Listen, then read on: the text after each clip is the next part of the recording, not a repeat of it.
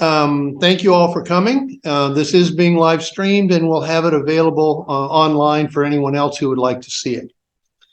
So I've asked each of the candidates here to spend 10, 15 minutes and pretty much say whatever they would like to say about their vision of what they see in the future of the city of Princeton and how the government works in Princeton to help us reach the goals and the vision that they have in mind.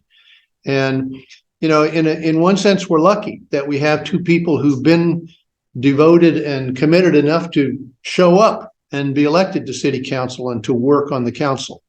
I will confess that I'm discouraged that there are not more candidates and more people interested in the elections.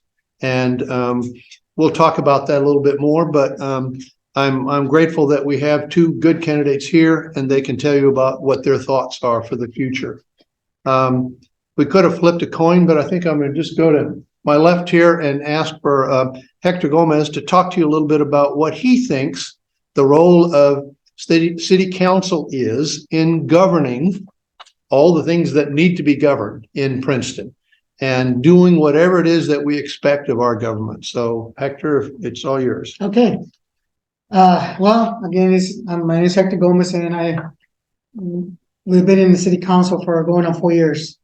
When I came in here, I was interested in how the actual government works as far as the local government.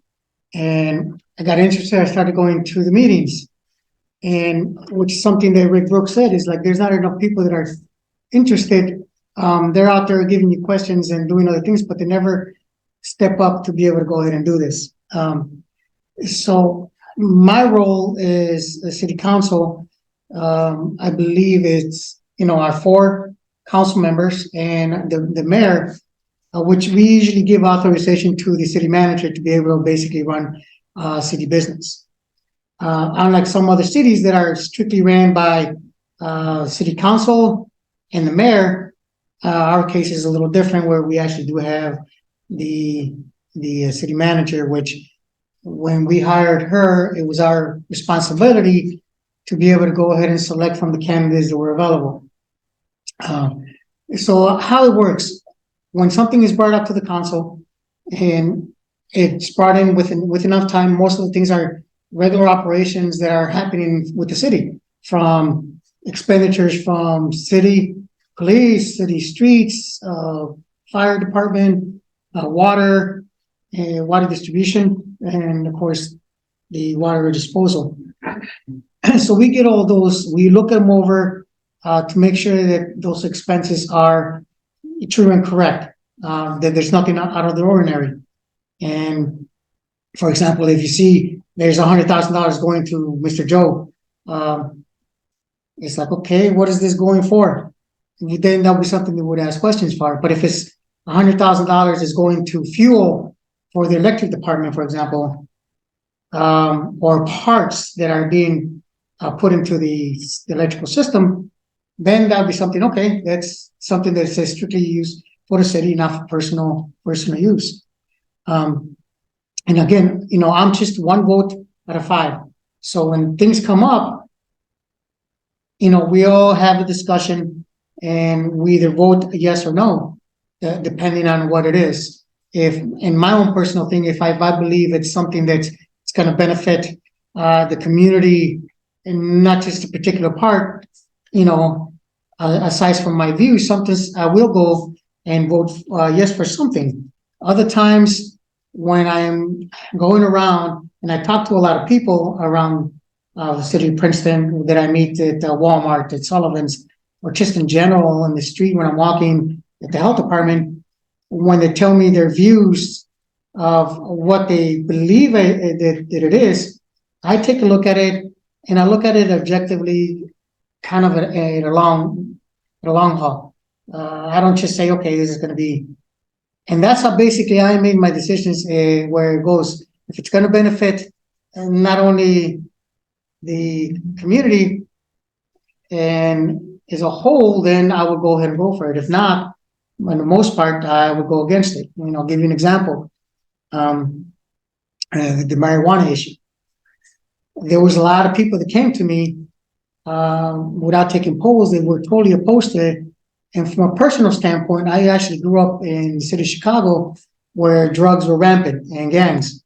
And so I've seen changes from the beginning of when somebody started with drinking and marijuana to cocaine to other illicit drugs. So I've seen a lot of changes in there from large portions of the community. And as you know, back in the 80s, that cocaine was a big factor in the city of Chicago. So I lived through all that. And so I see those changes, and I look at this, the community, do we really want our young people to really get into those kinds of things? Whether we agree with it or not, sometimes the money is not the biggest issue. The money has always been the evil with every country and communities.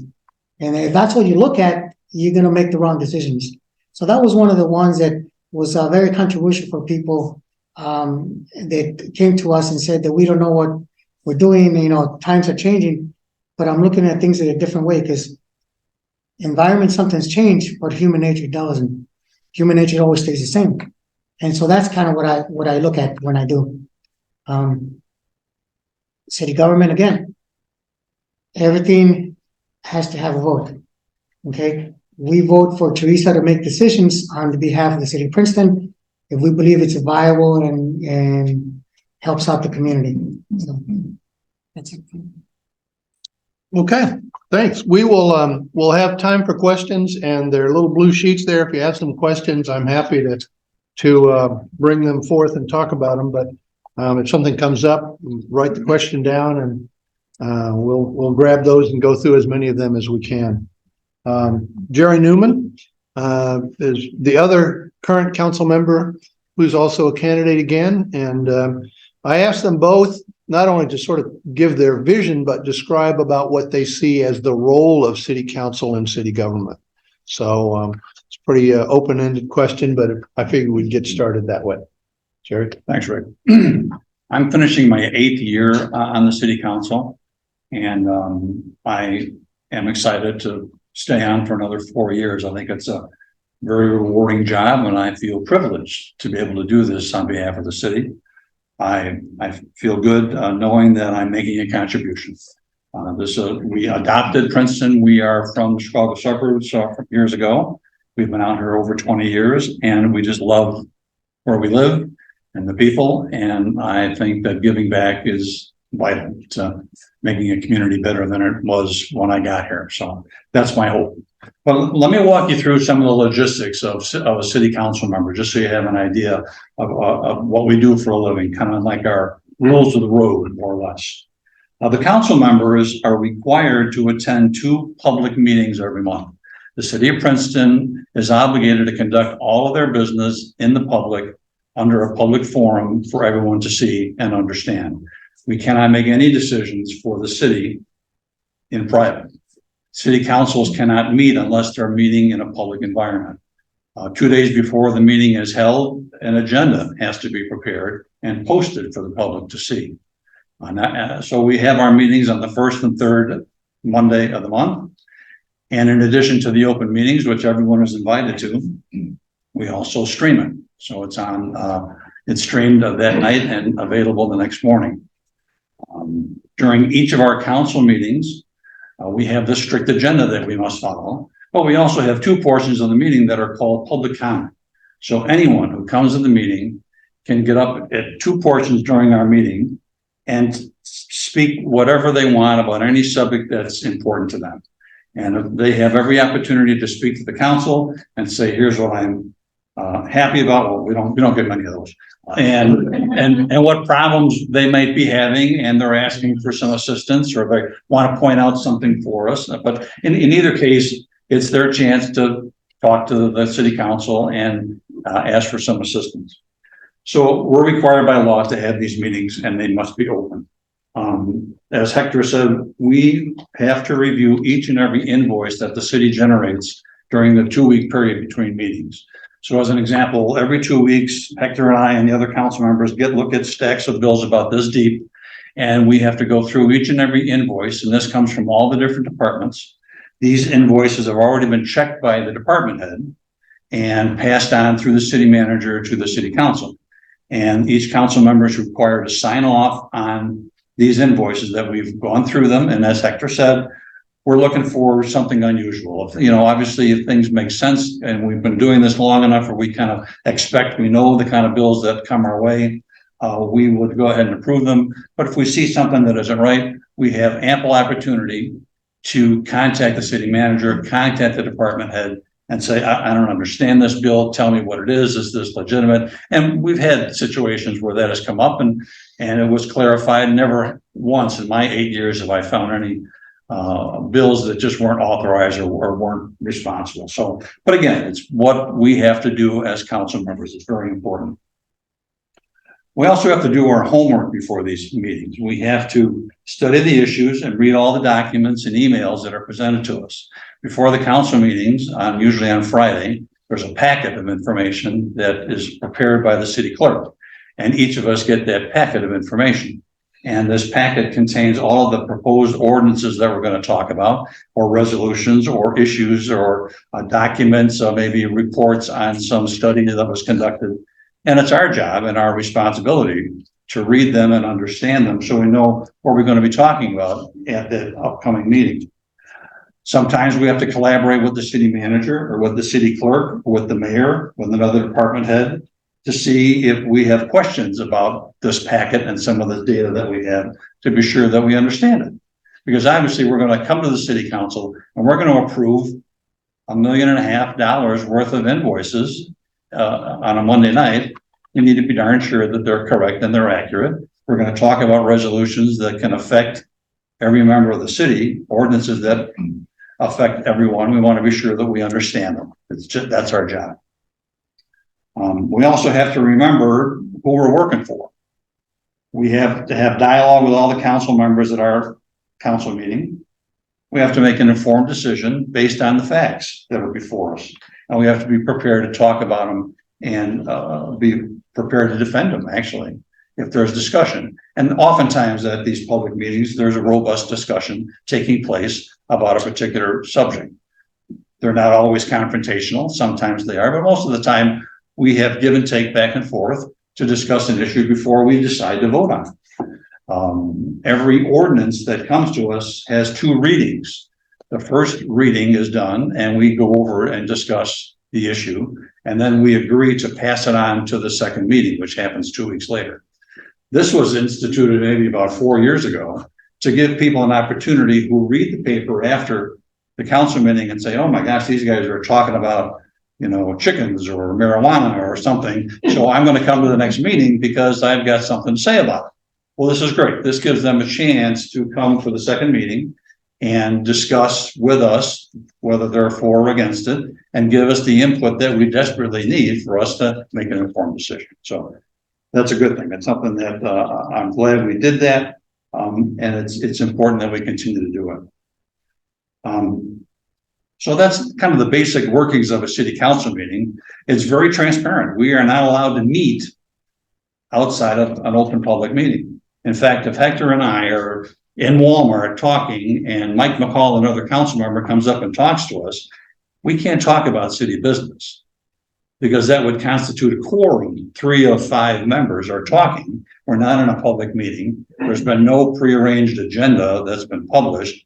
It's unlawful for us to talk about business that way. So we're very aware of that and we're cognizant of that. So there's no backroom deals that are taking place. Everything that's talked about and every decision that's made is made for the public to see and hear about. So we think this is another good thing.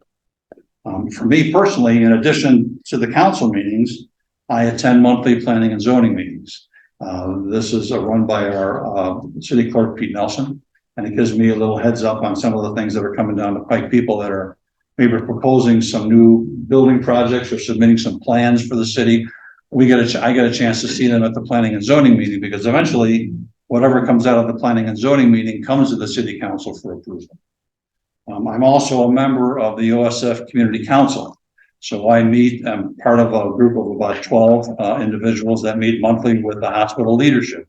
We have the president of the hospital, and in addition to the department heads, financial people that come in and give us a presentation for about 90 minutes that talks about the state of the hospital, what's going on, some new projects that they're working on, some issues that they're trying to tackle, some new technology that maybe is coming down the pike, all with the intention of telling us, tell the community about all this. This is important information, and they use us as a vehicle to go out and talk to the folks and say, you know, did you know that they're doing this or they're doing that at OSF Hospital?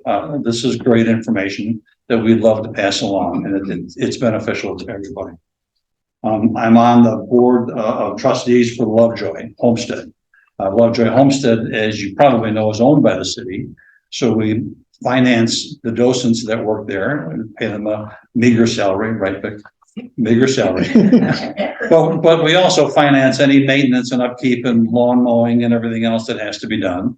So we like to sit in on the meetings, and I kind of work as a liaison between the Lovejoy board of trustees and the city if they need to have the street guys come out and trim some trees around the back of the building or whatever the case might be. So time well spent. And then I also attend adjudication hearings. These take place, in fact, there was one at 5 o'clock tonight that I was at. They take place once a month. They're run by this police department. We have an attorney that comes in and acts as an adjudicator, as a judge.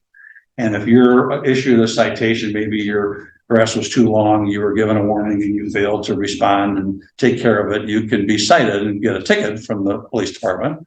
Or if you've got trash that was laying around your yard for an extended period, again, you were given a warning and you didn't respond. If you were underage and skipped school, if you were smoking marijuana, if you were doing some minor misdemeanor kinds of things and you get cited by the city, you can come to this meeting once a month and you can plead your case to this judge/attorney. And his decision is final, and it's a way for them to tell their story. Maybe the police department was justified in issuing the citation. Maybe they weren't. So this is their chance. This is their day in court. So this happens every month. It's very interesting. Again, I find it valuable to kind of see and hear what's going on. And I think it's very useful information for us to have. On average, I spend about 40 hours a month doing city business. I just wanted to share with you maybe some of my background. It might be interesting for you to know. Maybe it isn't. But I've got about 50 years of experience working in the private sector and the public sector. I spent 30 years in management positions at AT&T and the Atomic Energy Commission. The last 20 years, my wife and I have run 2 successful businesses. So we've been small business owners for the last 20 years. During that 50 years of working and doing these things, I spent 20 years in the public sector. I was a school board president for 8 years. I was a small town mayor for 4 years and 8 years here in Princeton as city council. What did I get out of all that? I think I'm an independent thinker. I think I'm a problem solver, a project manager. I know how to communicate with people. And these are important attributes. Doing the city council work, I think all these things come into play for me. So let's talk about the quality of life in Princeton over the last 8 years. Has it improved? At least the 8 years that I've been on the city council? Absolutely. Let me just tick off some items that I think are notable and worthy for you to know about or be reminded of, probably. We have recruited and formed new volunteer groups to help the city and the chamber. The Arts District and other groups that have come along these last 8 years have done great things to interest the average citizen in becoming more involved, maybe not necessarily in city government, but in a committee or in a function, maybe Festival 56 and so forth, to kind of become active in the community. Don't just sit there and show up for things. Get your hands dirty, do a little bit of work out there. I think it's easy and it's fun. You get to meet a lot of people. We've added more community activities for the town, like the street dances and other things, just to bring people together and get them involved. Our historic Main Street is thriving thanks to the support of our residents. I don't know if you know this, but during the pandemic, sales tax revenue for the city never declined. I mean, the people that were confined to their house and to the locale shopped in Princeton and spent their money in Princeton. And we were stunned. We certainly expected that there would be a dip in sales tax revenues during all of that because people were all cutting back. But that wasn't the case. And we were very proud of the fact that our residents stepped up and kept Main Street moving forward and thriving. Tourism continues to attract more and more visitors each year. We have very strong leadership at City Hall and on the City Council. We have a top-notch city manager. She is just an excellent person, well qualified, double master's degrees. She runs the city like a fine Swiss watch. There you go. Thank you. And you know, she's a genius. She keeps track of all the day-to-day business. As Hector said, the council doesn't necessarily do that. We have hired her and rely on her to manage all that. And she does a great job of managing the budget, which is an extremely complex project that I can talk about a little bit later. Our police chief and fire chief, again, excellent, just excellent individuals, very professional, very dedicated. Our department heads and all the employees that report to our department heads, again, very capable. Many of them are long-term people, have been working for the city 10, 15, 20 years. They can be trusted, they can be relied upon. And when we've had some bad snow or some severe weather, those guys get up, get dressed, and come out and go to work, no matter what the situation might be. I mean, you can't ask for anything better than that. The other thing that's significant is that we have a new distribution center that's going to break ground in the spring. It's from Ollie's Discount Store. They have 450 stores around the country. This is going to be their 4th distribution center across the country. It's a $68 million project. We're going to be involved. They're purchasing land just north of the interstate. We're extremely excited about it. This was a huge project, and I'm very proud of the fact that we were able to land this deal in Princeton. It's going to bring 250 plus jobs to the city, as well as commerce, because as more people are come to work here, as trucks come and go, bringing goods to and from this distribution center, everybody in town, from gas stations to restaurants and beyond, are going to benefit from this new opportunity. Some other facts that I think are worth noting is our city budget is balanced and our debt is being reduced. Over the last 8 years, 8 years ago, our debt was $42 million. Today, our debt is down to $20 million. That's a result of sound fiscal management and planning by our city manager. 8 years ago, cash reserves were almost fully depleted. Today, we have $12 million in cash reserves. Again, good management. These $12 million worth of cash reserves are in place and available for a catastrophic event. So if something happened with the city, we have the funds to deploy to get things squared away and make sure that things are safe and sound. I mean, a fire in the electric department or the street department, or a tornado goes through town, we need to have the cash available. And that's what this reserve is all about. So we did a good job of being responsible and making sure that this account has got enough revenue in it and it's in place to take care of our needs. Another big thing to me is the transition from Perry Memorial Hospital to OSF. It was a monumental change for our town. We now have a fully equipped hospital with dedicated men and women. As a corporation, OSF is considered one of the leading healthcare companies in the country. I think we're very lucky to have them. I mean, we all read the paper about other hospitals in rural areas that have gone under, and I think Perry was ripe to be taken over by a major institution like OSF. They're now, Perry is, or OSF now is one of 15 hospitals in the OSF network. They have resources of a large corporate entity with OSF, and we've seen the benefits so far. So what about the future? Where are we going and how do we get there? I think Princeton's future is bright. We're well positioned to continue our growth and prosperity. While we have a new distribution center coming in the spring, we need to prepare ourselves for the next big opportunity. But that distribution center, I think, is worth noting. This was probably a 5 or 6 month project where a broker, a representative of Ollie's, came to Princeton to inquire about property that we have for sale. These brokers rarely, if ever, disclose who they're representing. So we went through several months of meetings and discussions with this individual, and we had to get some engineering work done and some other information about the property and whether it was suitable for a large project of this nature. But when it was all said and done, the Ollie's corporate people stated that the city staff was professional and responsive to all their requirements needed to successfully close this $68 million deal.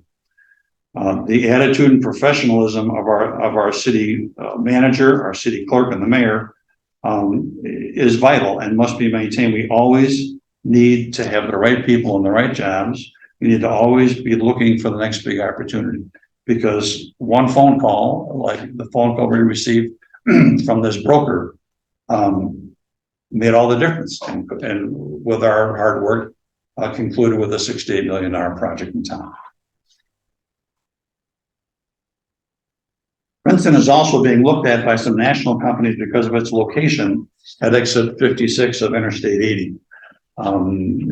When the Casey's store was built on the north end up close to the interstate, Casey's goal in life was to seek out locations that were as close as possible to an exit off of the major interstates, because they understand that when people jump off the interstate and they're traveling, they want to find a gas station right now. They don't want to drive 8 miles into town. So property in and around interstates and those that have exits at the interstate are important. So we've got a lot of people looking at Princeton. A lot of talk has been made of things that are coming our way. Nothing's firm yet, but believe me, there are a lot of folks looking, and we're excited about it, and we're ready to respond when asked for details about what's available. So the city has got to continue to investigate new ideas and new technology, like the solar park that generates green energy. Solar park, as an example, is an excellent way for us to reduce our dependence on fossil fuels. The city will have to invest startup money in an alternate location from the one that was originally discussed and proposed. We're going to need some startup money for that new solar project, but it'll pay dividends in the long term. I think for the city to be able to attach solar energy to our grid, which can stabilize rate increases for the citizens of Princeton, is a good thing. Plus, less dependence on fossil fuels, also a great thing to have. We've got to be progressive and not regressive. Looking back at the way things used to be is not productive. We need to look forward. I like to think that Princeton is a glass half full and not a glass half empty. But we can't forget about the basics. We can't forget about the infrastructure and serving our citizens with everyday utilities and services that they need. We have to continue with our street and sewer repairs. We've accomplished a lot, but there's a lot more that we can, and we have a plan to do it. 3 years ago, we instituted a 0.25% sales tax for road repairs.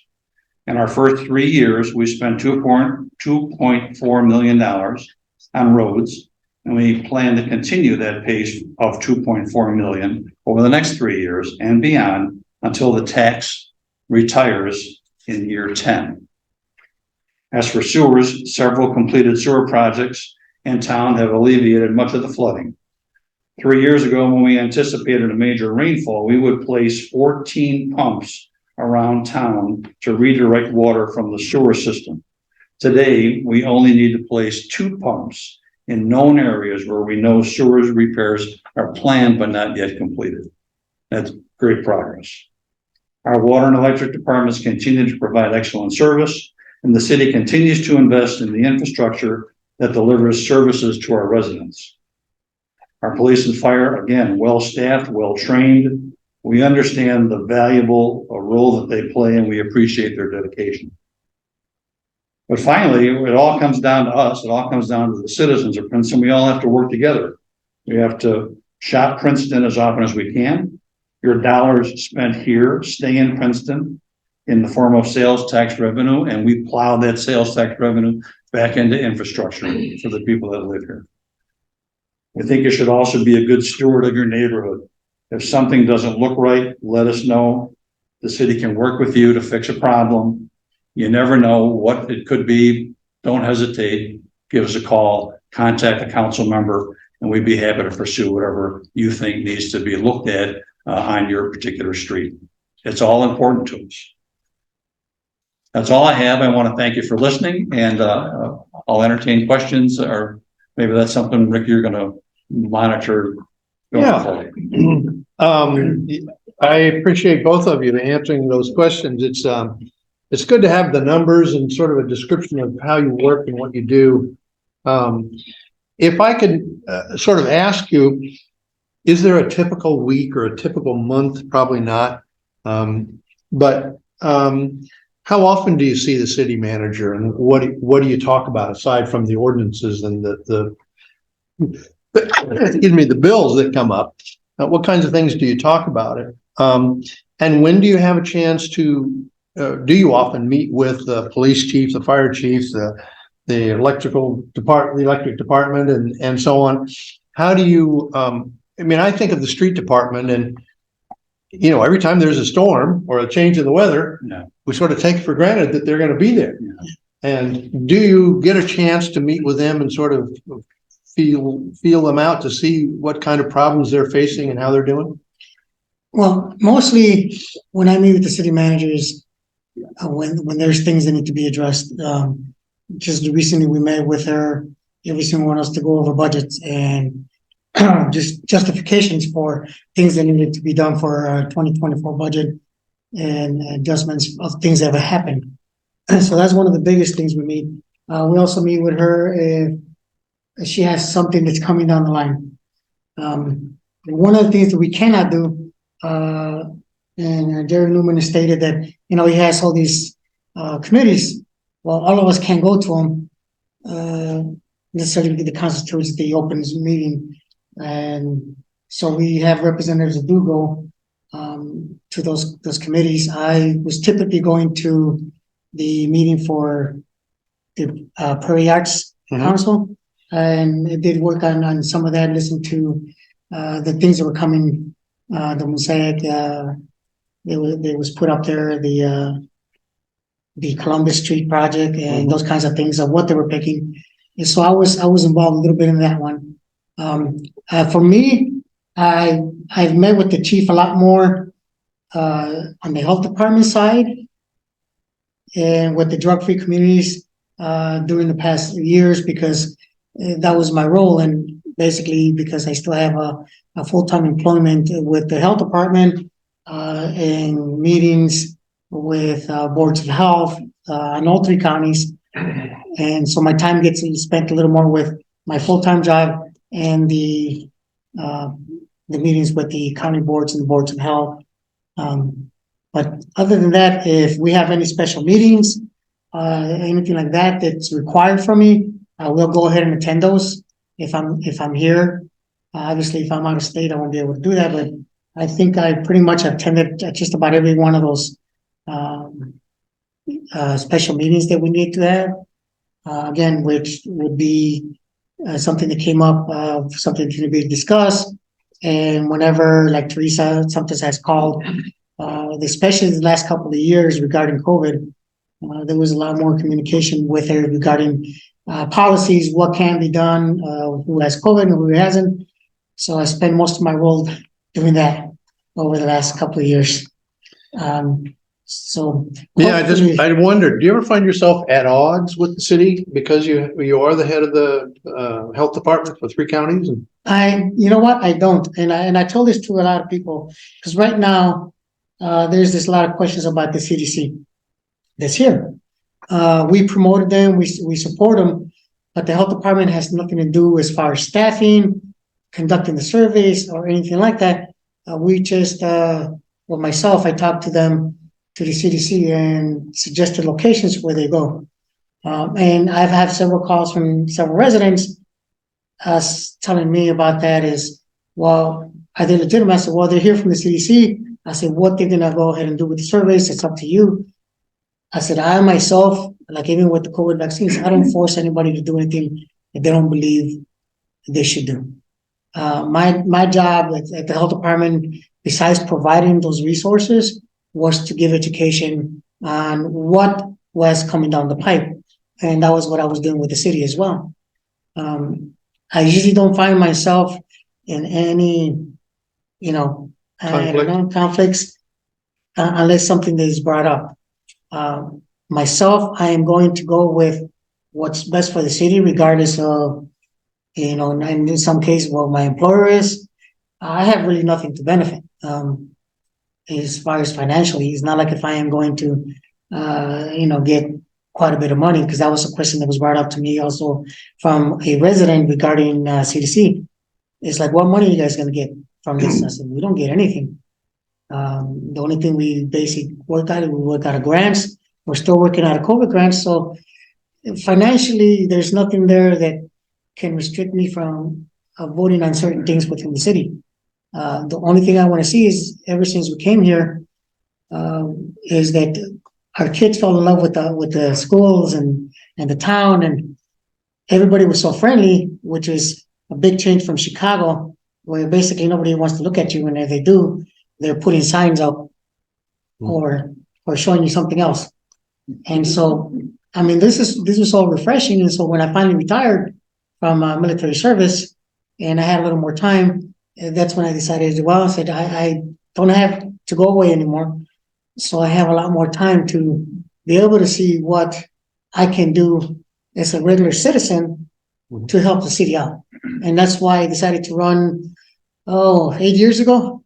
And during that time, I lost by 3 votes. So I wanted to comment on the city manager. I try to meet with Teresa about every 6 weeks. I keep a long grocery list of things that we've talked about in the past and open issues that have occurred on ordinances or resolutions or projects or something. And frankly, Teresa has enjoyed these meetings because it gives her a chance to be reminded. And I'm the guy that goes in there and kind of reminds her just to say, what's going on with this and what's going on with that. I rarely talk to department heads because the department heads report to Teresa. And I don't want to circumvent her authority. She's the one that these people report to. Although I will oftentimes talk to Quint because there's a tree problem or there's something going on or a complaint about a curb or a sewer or something. And he or Tim from the water department can get out there and get that taken care of. And Teresa has no problem with us just go ahead and forwarding those kind of requests to them. But I think it's helpful for her and it's helpful for me just to kind of keep track of things. So I think that it works well. And I think that if Teresa wanted more access to us, I think we'd be more than happy to give it to her. Yeah, it's funny. We talked about the health department in relationship with the city government.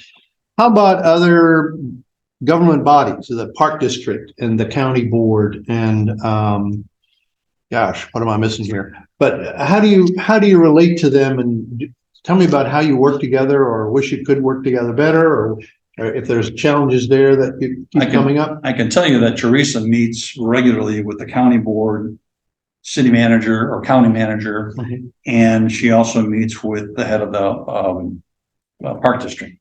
So she's kind of in tune with that. I think as much as she needs to be. I think if there's issues or ideas or something that might exchange between the two of them. The county board is a little more difficult to penetrate, but we've gotten very good cooperation and response from Tammy Lang over at the Park District, and I think there might be some opportunities down the road for us with that. And do you find that you apply for grants together, or that one issue that has come up recently is the ARPA money from a lot of government bodies got a lot of money. Yes. And do you have an opportunity to work together to apply for grants like that? I believe that as right now, when everybody that applied has had applied at different stages.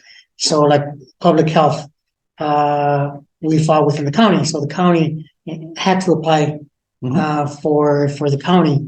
So any of those funds that they wanted to use for like different health departments, from who I talked to, there is some health departments that ended up getting some infrastructure things that they needed from their ARPA funds. They were so needed. Security systems that were needed for some of the health departments where there's maybe a lot more crime and to protect their staff. But as far as an individual health department, we did not apply. I know the city went ahead and received those funds, and we used them strictly for to build the infrastructure, for roads, for things that were needed within the city. But I think everybody in mind that I've talked to has done theirs separately. Chicago does their own thing. They get a separate pot of money available to them, and each county, I believe, depending on the population, also receive a certain amount of funds. I think Bureau County received upwards of $6 million in ARPA money. We have requested strongly that we'd like them to participate in renovating the Depot. the Amtrak depot and the parking lot. We want to pave the parking lot. We want to put some lighting in there. We want to clean it up. It's a large project. It's a project that's over $1 million. We've applied for various different grants. We haven't been successful yet, but we've got a committee of people headed up by Tom Cameron, actually, the police chief, to try and get some resources through grants. But frankly, we're a little disappointed in the county. They seem to think that this should be the city's responsibility, when in fact the Amtrak station benefits the entire Bureau County area and the residents and beyond. And we're looking for them to make a contribution toward this project. I stopped a Marchand whistle in the street last week and said, what the heck's going on with our request, you know? And I got an answer that I found to be unsatisfactory. And I'm disappointed, because I think that if we're not working together, we're just not going to accomplish as much as we could if we work together. So I'm optimistic, though. I'm the eternal optimist, and hopefully we can get them to fork over some of that money so we can do a worthwhile project for the county and the city. Here's the optimist in me. I want to ask you both, what can we do as citizens, voters, residents to help improve communication between city and county government, between not only city and county government, but also between the sort of quasi-government bodies around? You know, I didn't mention the library. I mean, the library is, I think the mystery for a lot of voters and residents is who's in charge of what, when, and we don't really know. So let me go back a little bit. The city budget, is there a timeline for this city budget and passing that? And what are some of the decisions that you think might be more difficult and what are more challenging? I believe that we do have a timeline, and we want to get it done by April's meeting so that it'll take effect in May. Wow. One of the biggest challenges, I believe, is getting certain resources here. You know, give you an example. We have been working on the trucks for the garbage. We have all the containers.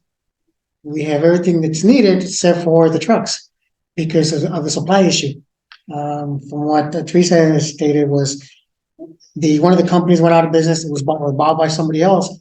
So those chassis were no longer made.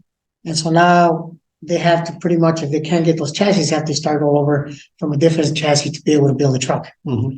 So once we actually do get those trucks in here, then you're going to have some training, obviously, that has to be done with everybody. And not only that, but we're going to have to have an education for the city residents to let them know, okay, this is going in there, where to pick up your cans, are we delivering them? So there's a lot of things that are going to go into that. And what are you picking? Are you picking a 65 or are you picking a 90? And so those are the questions that they have to do. But that was one of the challenges it's going to be. When are we actually going to get the trucks? And hopefully we'll get them in the summer, late spring, beginning of summer. The budget process starts in January. Okay. And Teresa, then she puts out feelers to all her department heads and the city council that says, what kind of things do you want to work on in the next fiscal year from May 1 to April 30? They submit these documents to Teresa. She puts together a preliminary budget, maybe kicks that our way, maybe sometime in the February, March timeframe. They give us an idea of what we're looking at. This is just like version 1. Then it goes back and she'll go back to the department heads, and she might sit down with each of the department heads and say, well, now you submitted 17 projects. That's going to cost, $900,000. Our budget really can't tolerate $900,000 for your department. Maybe $750 might work better. So let's kind of talk about what kind of works. So they go through that. There's maybe 2 or 3 iterations of that. And now, in fact, at our next, right prior to our next council meeting, we're going to have a final run through of the budget because we have to start voting on the budget and have it approved by the end of May. Okay. So it's a give and take process. It's very complex. And, you know, Teresa knows what kind of monies are going to be available to the city through property tax, sales tax, and the like. And she can then weigh that against the projects that we know that are first priority, second priority, third priority. Yeah, I want to follow up on that. That seems like a huge job. It is. And when you say the city manager puts the budget together and you look at sections of it and so on, at what point does the public find out the direction you're going on the budget? I'm not sure if she puts anything on the website. I don't think so. I think it's still preliminary, and until it's approved. I mean, the residents, the citizens have an opportunity to come to any one of our council meetings, get up there and say, you know, have we been thinking about one thing or another? I mean, I'll give you an example. We had a guy that came in a couple of weeks ago, and he was talking about the smoke that was coming off of the burn pit. And it's a problem. It's an ongoing problem. And he, rightfully so, is lived in this house downwind from this for several years. We have been trying every way possible to try and solve this problem for him. We're trying to keep these fires from getting too big. Unfortunately, through no fault of our own, these fires combust and begin, and they smoke like crazy. So we're looking at two different solutions. One solution is a piece of technology that can be placed out there, and all of this yard waste and branch clippings and all that go into this. It's really an extremely 850-degree type of oven, per se, huge. It looks like a big dumpster that just heats the heck out of these things and does it smoke free. Yeah. It's $175,000 for this device. Yeah. So is there a plan B? Can we afford to do that? So that's kind of the give and take that takes place, but we rely on our department heads that they know how the water department, the sewer department, the street department that will put together a list of maybe here are the next 10 streets we need to work on next year because these are worse than these 10 streets over here. And we give and take and we see what kind of money is available and we kind of go from there. How do you reconcile what you hear from the departments and how do you avoid people being surprised by what you're deciding? When a couple of things is we was just talking about the burn. The other option was someone like a burn pit and bring a portable device that goes in there that actually is supposed to help with the smoke. The only thing with that one is you need a lot more personnel to be able to go ahead and filling it in, keeping it away. So there's more in there. That one was only, I think she said roughly it was about 60 grand for that. The other one would be a lot more efficient as far as not having to have a lot of people, a lot of staff maybe fall in when the roads are bad, when it's muddy. You have to have somebody pull that stuff in there. And so this first device would be the optimal choice as far as that. Cost obviously is one thing. The only good thing that I foresee in that is that some of our debt is coming down. But how does the public find out what you're taking into account? The public would probably know once the budget is completed as far as what's out. I know that Teresa has given us sheets of what the roads that we're looking at as far as repairing. And, I encourage every resident to come to the city council meetings and to go ahead and ask those questions because their road might be in there. We're all accessible on the website. Our phone number, our email is there. Please give us a call. But I think that we rely on our department heads and the city manager who do this day in, day out. They know what's wrong. They know what's right. And I think they have a very good idea as to what this budget should look like. But I think if there's special requests or special needs, we hear about it, we'll do everything we can to accommodate. Or if something happens that wasn't in the budget, like a sewer collapses. Of course, we jump on it. We have to jump on that right away to fix it. Not only for the good of the community, but also for safety. So there's things that are put out there. And we have said that that was one of the reasons why all of our information is put on the website. So that people can kind of reach. I think it's hard for the average citizen to expect to be involved in the budget process. Right. The budget process meetings are open to the public. This meeting on March 20th, which is at 5 o'clock at City Hall, which is right before our regular council meeting, is the final look at the budget. It is a public meeting, and anyone who wants to come and sit in is welcome to do so. And we'll have an opportunity to raise their hand and ask a question if necessary. Is there a paper document or a computer document that you get? It's huge. Okay. Yeah. But yes, if someone wanted to see it, we would be obligated and more than happy to provide it. I'm going to ask a couple more questions, and I'm sure people in the audience have questions also. The schools, there's 2 school boards. There's a couple of things that I didn't mention earlier is this question of the jail and the relationship between the police and the sheriffs. And those are both government bodies that have major roles to play in community life and are not always working together. I mean, whether it's several of them filing for referenda at the same time, or you can't be expected to know all the challenges they have in the county. The county can't know what's going on in all the city. But how do you deal with the interagency, intergovernment body relationships? And what do you think are some of the issues that we all should be thinking about in the next 2 to 4 years on those kinds of things? I think one of the biggest issues and problems that has come with that is that every entity, every government entity gets a pot of money to do this and to do that. And so in order to protect it, they protect it so they can protect their community, not realizing that, like for the county, it's the whole county that it would benefit from it.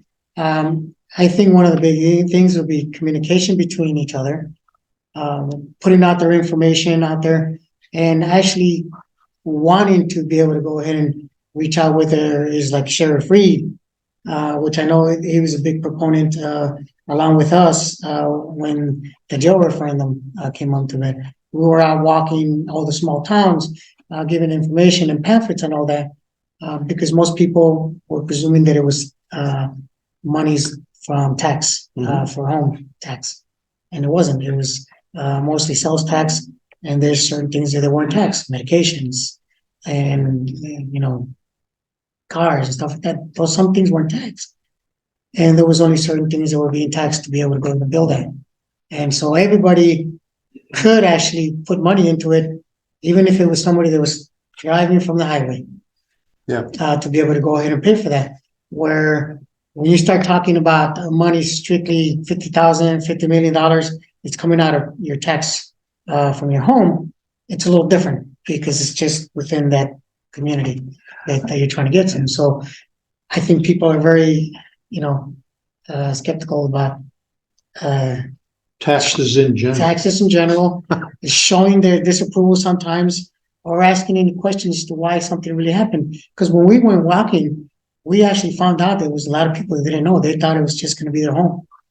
I think, Rick, that our police and the county sheriffs work hand in hand on a daily basis. Well, very well. And I think the problem is that these are 2 separate governing bodies, and they don't always talk to each other. And their budgets are prepared independent of each other. And there's not a lot we can do about that right now. As an example, this library is an independent entity. And they tax and they they set up their budget and they do things independent. When the city has no say-so per se over how they operate and how they spend their money. And again, we'd love to help out the Park District, maybe consider some things down the road, but they're still separate entities, and right now they're separate in some people's mind for a good reason. I'm not sure what it is, but they seem to think that keeping everything separate is productive, and I think sometimes there's duplications and things are going on that don't necessarily have to be dollars spent by both entities to do the same thing. Duplication of services. That's a big, that's big in government. Well, that's a big problem. That's certainly in the state of Illinois, we have lots of government bodies. All I know both of you are getting rich from being city council members, but do you get a stipend or are you paid? yeah. Yes, we are. How much is I it? pay $500 a month. When it's all said and done, it's about $412 or something.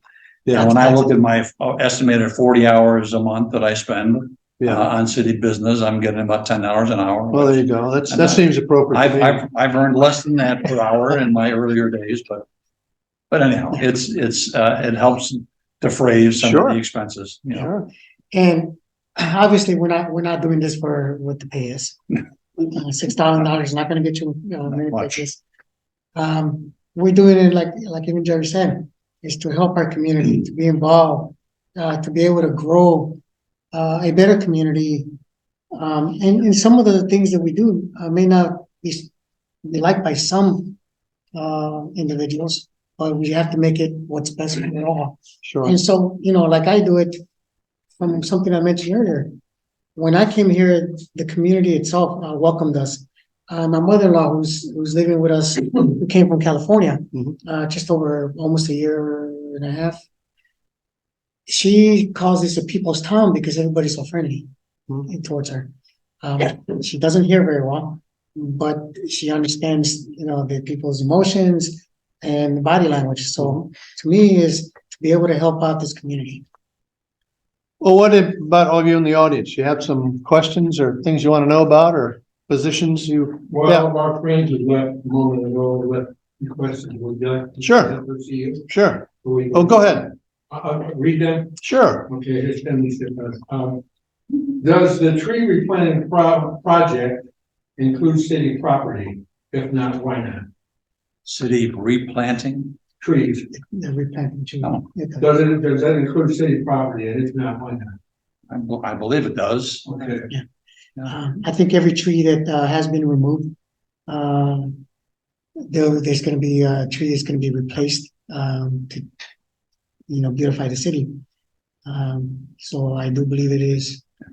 We have a newly formed tree group of people that are kind of oversee all that. They've inventoried all the trees, and they're a full-fledged organization that works with the city and the street department to do that very thing, Larry. We don't want to see trees depleted. We want to see if one goes down, at least one or two new ones go up. And they are arborists. They're doing this. Right. His question number 2 is there an environmental impact statement for the new transfer warehouse? I don't know. You're thinking about the distribution That's center. what he means. Yeah, that's what he means. And is that required? Again, don't know. I could find out and get back to you, Larry, if that would be. Mr. Gunning. Oh, Gunning. He Okay, did Steve leave Gunning. it Okay. here, All right. Environmental statement? I'll find out. Okay, last question.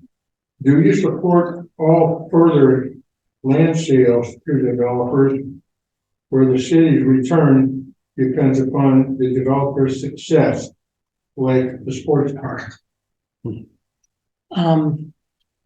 I would support anything like that are developers, as long as it's going to benefit the city itself. So if you look at the developer that you look at throughout history, this particular developer is not going to do very well. Well, if the developer is not going to do well, that means the city's not going to do well. And so we kind of take a look at that. Give an example with Ollie's, everything was supposed to be confidential because they wanted to make sure that the community respected their rights as far as coming here. And so, we kept everything on the wraps basically until the finalized project was say that we would be the ones in there. But if it's going to benefit the city of Princeton and its residents, I'm good with it. But we have to look at it not just what we're looking at right now. What is it going to be in the future? Jared? I think that we have to be careful to get involved with a situation like that. I think that if somebody's looking to buy a piece of property that the city owns, the rules are very clear. We have to get the property appraised, and we are obligated. We cannot sell a property for anything less than 80% of its appraised value. So we can't necessarily give a guy a piece of land for $1 an acre because he promises, millions in return 5 years from now. We can't operate that way. We have, Especially it's contingent upon how successful. yes, because You just can't do it. no, that's what, 80% of them. right. We're not gonna roll the dice with taxpayer money. We're just not. That doesn't make sense. And Yeah, right.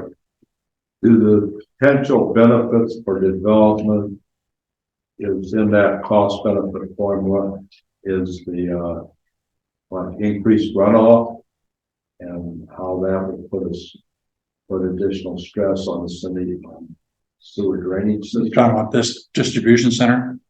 or any other development. You're asking what kind of environmental impacts might there be and how can we find out? Question. Yeah, as the more I think about it, I would certainly think that the engineering firm has put together something like that. I mean, if when a distribution center is placed and they pour that huge concrete slab, they have to accommodate for the water runoff, exactly. And they have to put the piping and the drainage or the detention pond or retention pond in place that can accommodate the water that they've just displaced from the land. And that would be I would think that would be in an environmental. Well, they have to accommodate that, but how does the watershed accommodate that? How does the stream that's being discharged to, how does that accommodate it? And does that have any negative impacts on the total sewer drainage system? I think that would be more of the engineer as far as their area of expertise. Yeah. We would have to get the answer. We can find out. I mean, our sewer system is not at all affected by the distribution center. Yeah. Our sewer system does not go up there. This is going to be runoff that's going to go into culverts and eventually into creeks up there. So it's not like it's going to go into a storm system. Epperson Creek. Yeah. Pardon me? Epperson Creek. I'm again not sure. If it's in there or not. But I'm going to investigate the environmental statement and talk to the engineering company to see. I have to believe these guys are looking at those kinds of things because it impacts the community or the area around them. But I'll find out. If you can leave, I can give you an email or you can leave yours and I can respond to you for it. Any other questions? Anyone? Yeah, Michael? I've noticed over the last 5 years that we have lost a number of restaurants in our community. And I'm just curious from the councilman's perspective, what you think the city can do to encourage entrepreneurship from the standpoint of the restaurant being drawn back to our community. We have a number of younger entrepreneurs that have retail shops, and they all pretty much say the same thing, even the most seasoned entrepreneurs on Main Street, and that is the customers come to our community and there is no place for them other than a fast food restaurant. And I think that would certainly benefit our community if we had sit-down restaurants so that people, when they visit us, feel like they get the whole package. A nice retail experience and a place where they can enjoy lunch or dinner. That's a or tough like one. when they come for Festival 56 Plays, we're trying to bring people Yeah. from Chicago down here on the train, come to a play, and then what? They can't even go out to eat. Well, Everything's shut down. Can anyone explain why no one scooped up spoons? I know. So where are these people? We'd love to know who these people are. Well, How do we communicate with? How do we reach them? Well, I mean, I think that's something that should come out of City Hall and putting forth advertisements into other areas that the city is actively looking to bring restaurants here. And what I mean by that is, what can the city do to entice a restaurateur to come to our community and invest? What can you do from tax abatements? Yes. Whether it's Yes. We can offer some financial incentives through reduced utility costs for water, electric, sewer kinds of things. That's really about all we can offer them. There are grants available through the Chamber of Commerce to improve their facades and so forth. and some grant money that even could be made available to them to maybe renovate the inside of the place. I mean, I scratch my head like you guys do as well. You know, I mean, we've got this brew pub kind of under construction over next to the downtown pub. And these are guys that came to us and they had this great idea and they found this property and they bought the building and they're off and running, and we think it's going to be terrific. But finding people, Michael, you know, as well as the rest of us, it's hard to find someone, especially a chef or someone who wants to get in the restaurant business, to come to a town of 8,000 people and make a life out here, hoping that they succeed. I mean, Cafe Grace, I mean, I hope and pray that they continue and they succeed. Prime Quarter, I mean, we were in Prime Quarter about a month ago. This place is jammed all the time. And these are $50. I mean, you're not going to walk out of there for two people for less than $100. And that to me is probably one of the nicer places to go to. But people have built a reputation at Prime Quarter, and people come, and the place is jam packed. So it's a tough one, and you know, we can do all we can to try and advertise or maybe reach out to people in the Chicagoland area, maybe the Restaurant Association in the Chicagoland area, and say, hey, we're a small town and 80 miles from there, and we'd love to help you get started as a restaurant. But we're limited to utilities and abatements for that. But spoons, there are spoons. It's a viable business that had a following. The longer it sits idle, that following is going to disappear. But finding someone to step up is difficult. Jerry, who does the work of economic development? I mean, it really requires the competition for a distribution center, for example. You're competing with large metropolitan areas that have millions and millions of dollars to go out and recruit big employers. But it's not only that, the vitality of a small town is in its retail businesses and small businesses. How do you do that? Who's got the time to put on the kind of comprehensive effort that you need to market the city? I think we have two things, and we have tourism. We have our tourism director, newly named tourism director, and we've got the Chamber of Commerce. And they're limited budgets, but budgets nonetheless to try and encourage and get people attracted to come out here. I mean, if our tourism is successful and we get some people that are coming out from the Quad Cities or the Chicago metropolitan area or Peoria that maybe have never been here before, and they say, hey, you know what, this is a kind of a cool little town here. Here's a restaurant that's vacant. Maybe we should fulfill that dream we've had and talk to some. I mean, that's how you get them to town. Yeah, I mean, it's a big economic development as a whole. For example, if you look on Main Street, just count the number of empty buildings and the buildings that hold businesses that may or may not make it in the next year. Basically, the Main Street looks very good, but it's very precarious. You need somebody to coordinate, whether it's an office. I mean, the challenge that I've heard from a lot of people is that, you know, whether it's a combination of planning, zoning, economic development, and how do you get that capacity back in a city of our size to compete competently with other cities, and not only to get restaurants, but to get a mix of amenities for the people who live here and the people who will come here.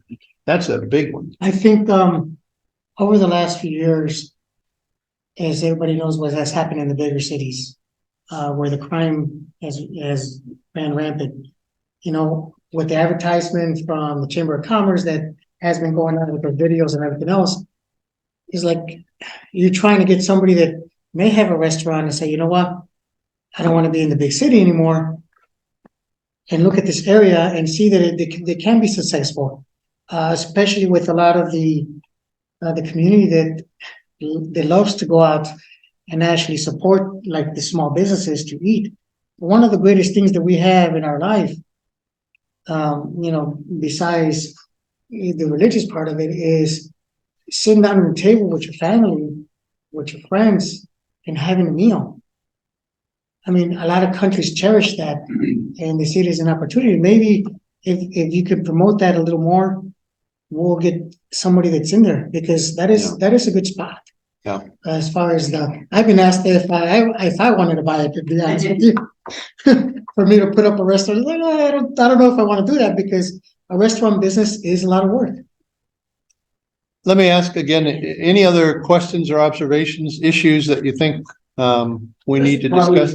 Good for right now, but I'd like to know more about the solar park. Okay, We were traveling when all this was happening. let's come back to that. Yeah. You had your hand raised back there and let's. Yeah, I don't have any questions right now, but I do have some comments and some suggestions. That's okay. Sure. Okay, well, I wrote them out to save time.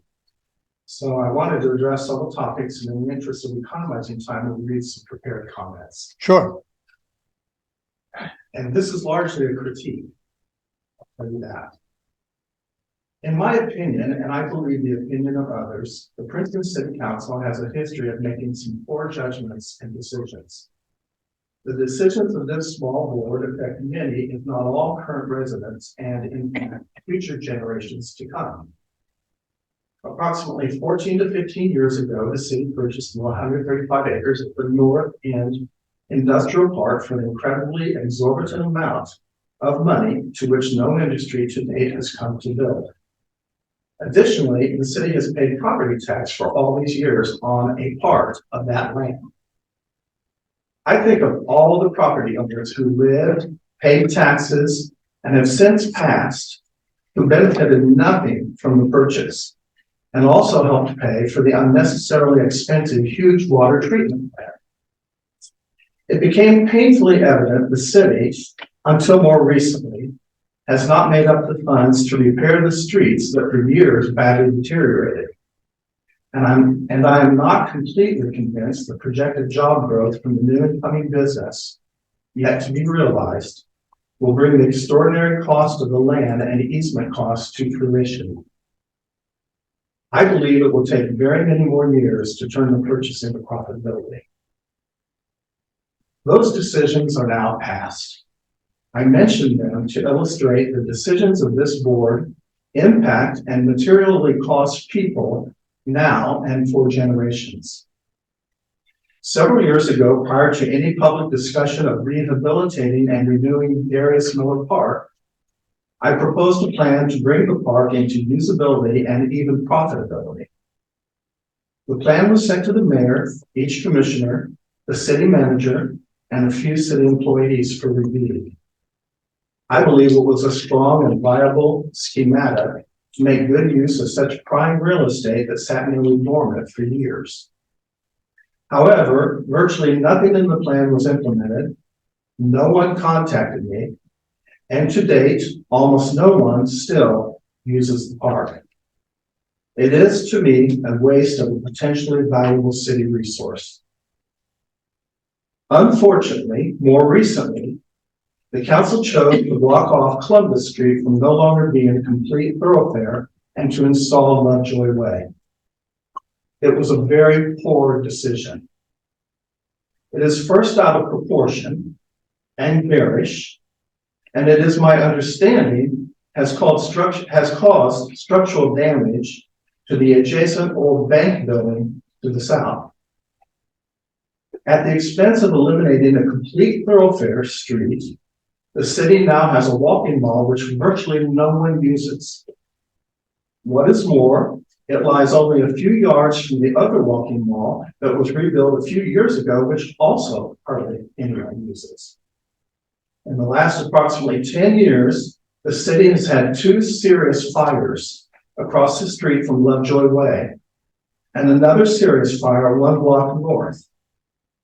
In building the Columbus Street Walkway Mall, the city lost a complete street in which to evacuate in an emergency. The result? Narrow Marion Street from Church to Main Street has become very much more trafficked. Prior to the temporary blocking of Columbus Street and its eventual reconstruction, I spoke to Mayor Querum about the project and told him Marion would become much more busy. Most of the discussion was in concern for higher vehicle traffic on Marion and the difficulty exiting Marion at Main Street near the movie theater. The intersection is extremely hard to navigate safely, And my concern was and is that a person, perhaps a child, could be hit coming away or going to the theater. He assured me Marion Street traffic would not increase significantly and proceeded with the pet project. Mayor Quirin was completely wrong. I live at the corner of Church and Marion, and I can tell you the amount of traffic now on Marion since the installation of Lovejoy Way, by my estimate, first doubled. Soon later, Marion was resurfaced, and the traffic on Marion, by my estimate, has probably tripled from prior to the close of the Columbus thoroughfare. People have learned to avoid the Peru Street Main Street stoplight and turn south from Peru on Church to Marion to get to downtown. What is more alarming, many persons now speed at a very high mile per hour. There are individuals who seem to use it as a little personal drag strip. Mayor Quirin's project, I believe, will someday come to a disastrous result.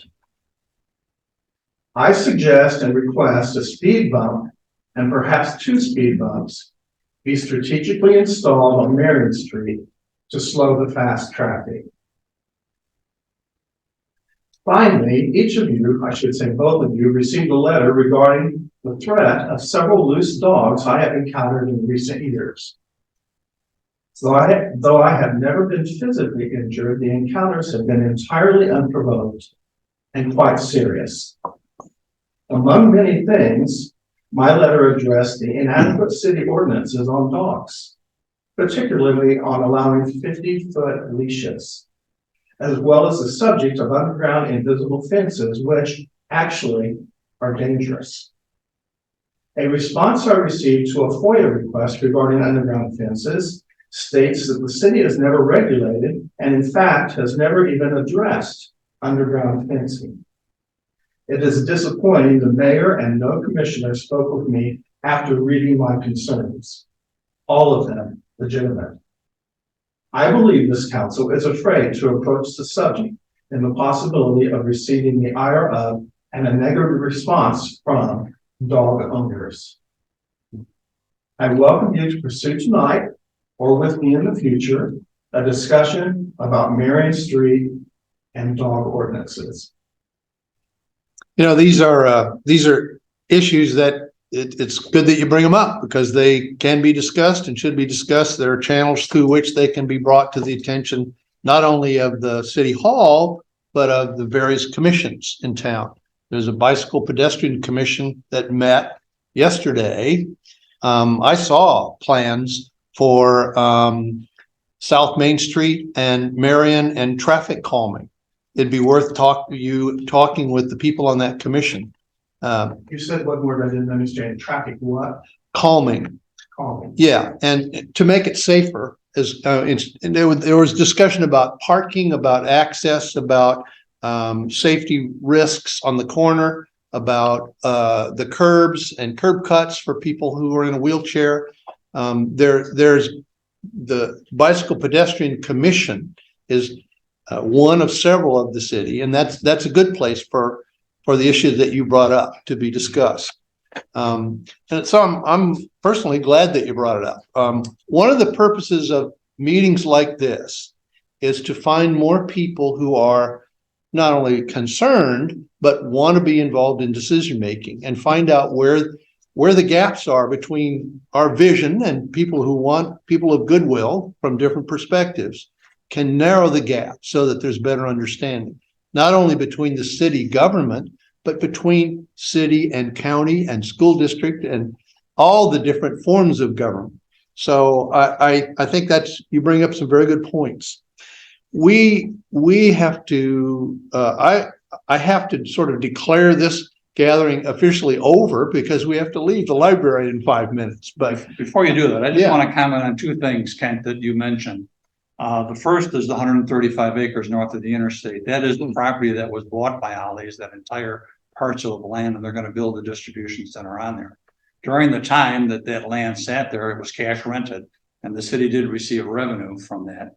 The city doesn't pay property taxes on that land, by the way.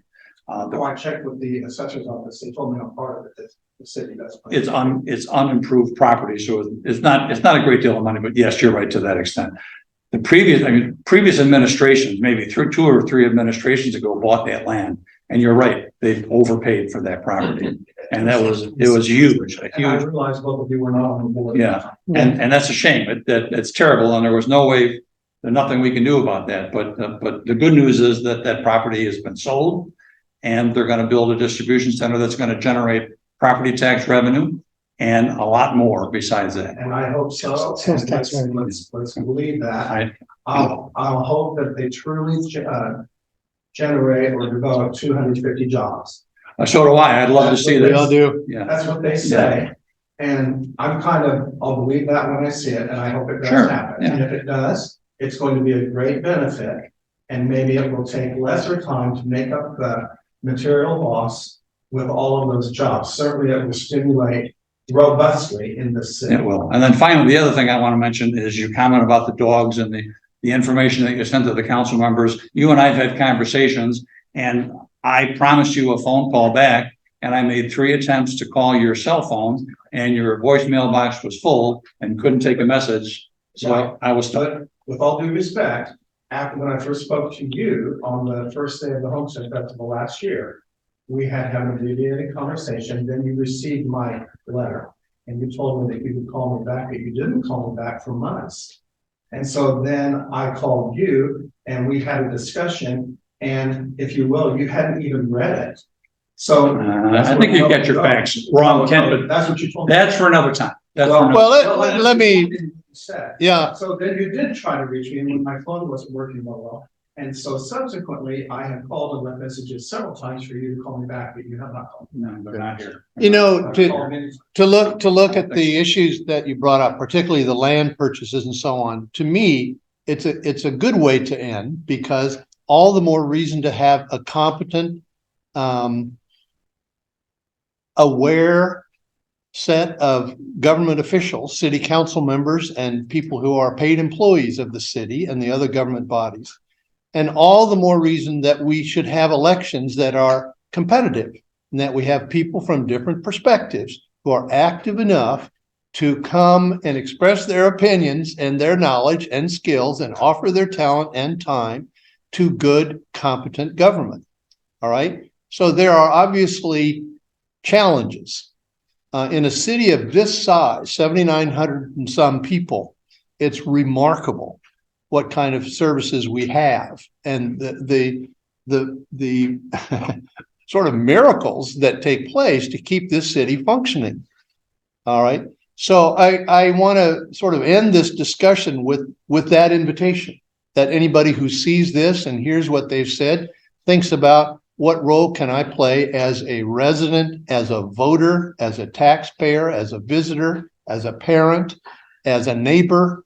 What can we do to make this work better? And I think we owe it to all of each other to do that.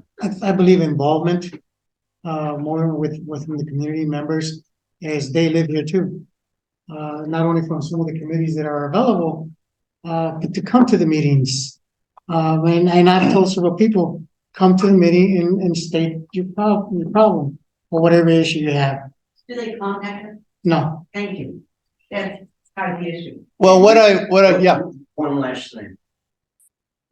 I think if you feel as strongly as this gentleman does about several issues, one of the ways to really change things is to run. Get involved. Get involved, run for a position on the council. Yeah. I've known both Hector and Jerry for many years as both customers and friends. And the thing I'm most proud of them, they're both veterans. And a lot of times veterans go on to do the best they can. well, on that note, we must leave because Thank it's you, time to everybody, go, for but thank you all. It's gonna kick Thank us you, out. both of you. Thank you.